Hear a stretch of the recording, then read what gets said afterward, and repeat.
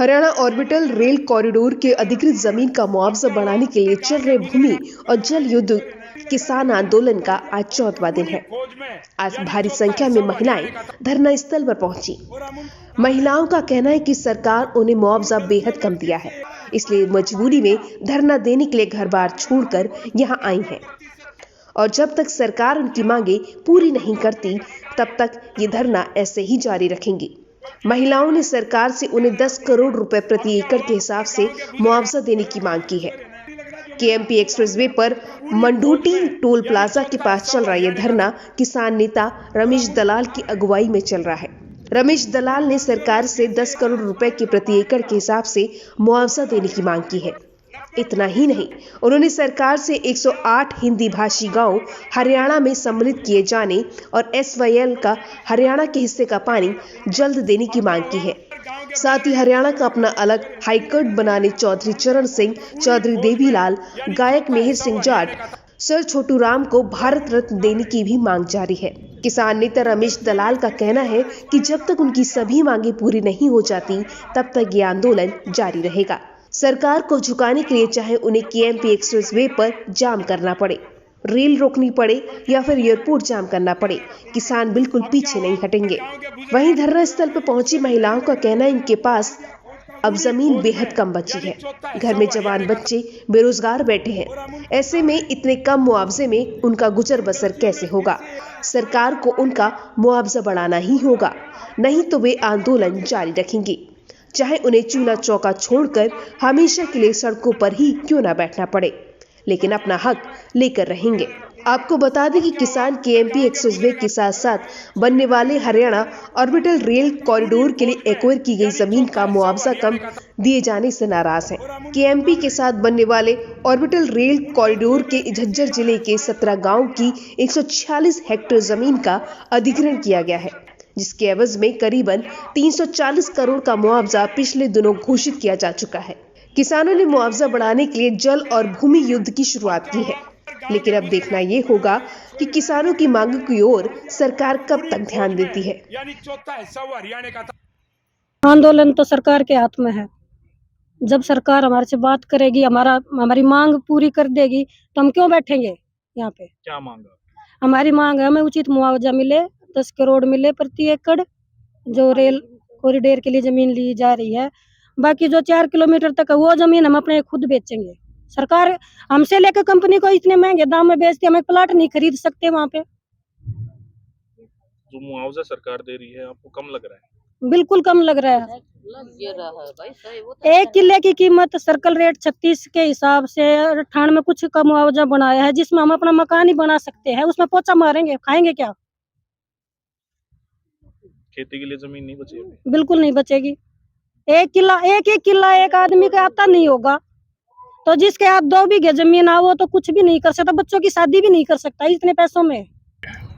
जी हमारा मुआवजा 2015 में इसने बिल्कुल सस्ते रेट में खोसा हुआ है, ऐसे छीना हुआ है जो हमने अपनी मर्जी से बिल्कुल नहीं दिया है, और अब भी हमारे पर दबाव बना हुआ है।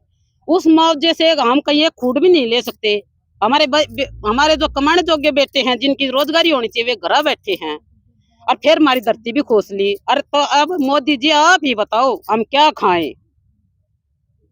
और मेरे को ये समझ में नहीं आ रहा, सरकार को सिर्फ जनता को आपने एक बार के लिए चुना था, लेकिन आप 3 बार बन चुके हैं। इसका मतलब क्या है? ये राजनीति नहीं है तो क्या है? तो आपको कितना मुआवजा दे रहे हैं?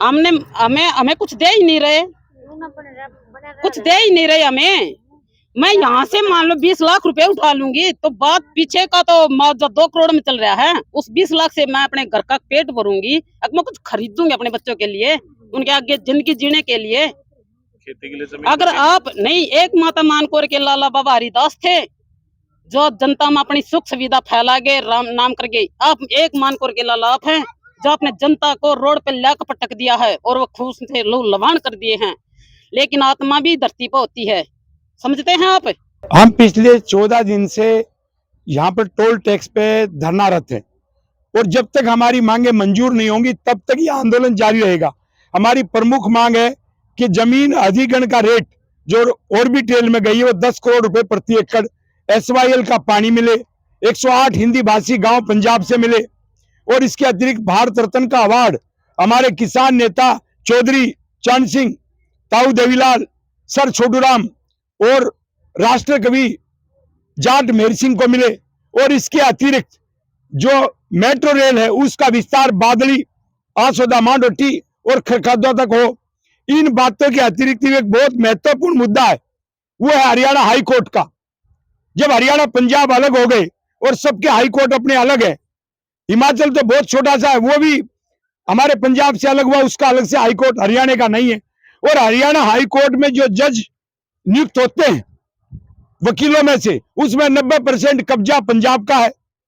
जो वहां पर एडमिनिस्ट्रेटिव नौकरियां हैं, चाहे बाबू से लेके जो प्रशासनिक अधिकारी हाई कोर्ट में काम करते हैं, वो 90% पंजाब के हैं। तो हरियाणा के साथ इतना बड़ा भेदभाव क्यों? जब हरियाणा पंजाब का बंटवारा हो गया तो या तो वहां पर नियम बने कि आधे जज हरियाणा के होंगे, आधा स्टाफ हरियाणा का होगा, नहीं तो हमारा अलग से हरियाणा का हाई कोर्ट बनना चाहिए। केंद्र सरकार को चंडीगढ़ में उसकी जमीन देनी चाहिए, क्योंकि अभी हरियाणा विधानसभा के लिए, सचिवालय के लिए चंडीगढ़ में केंद्र सरकार ने जमीन हमें अलाट कर दी, तो हाई कोर्ट के लिए क्यों नहीं की? ये भी हमारी प्रमुख मांग है। तो जब तक हम लड़ेंगे, जब तक हमारी मांगे पूरी नहीं होती और सरकार का यही रवैया रहा, तो हम रोड भी बंद करेंगे, रेल भी बंद करेंगे, और ये भी आपको बता दें, जरूरत पड़ी तो एयरपोर्ट को भी बंद करेंगे। सरकार की तरफ से बात करने के लिए पहली बार सरकार कटघरे में, क्योंकि जो कानून का उल्लंघन करके ये मुआवजा बना 4 गुना का है, इस रोड पे डबल मिलना चाहिए था, ये हरियाणा सरकार का नोटिफिकेशन है। उसके बावजूद भी सरकार ने कानून को एक तरफ रखते हुए घोर अन्याय किया है। तो सरकार ने अब तक बात नहीं की। सरकार को आगे आकर के बात करनी चाहिए, इस मामले को शांतिपूर्वक तरीके से सुलझाना चाहिए, नहीं तो शांति कायम करने की अकेली हमारी जिम्मेवारी नहीं है, ये सरकार की प्रमुख जिम्मेवारी है। जो मुआवजा सुनाया है वो मुआवजा कानून का उल्लंघन करके बहुत निम्न स्तर का बनाया है।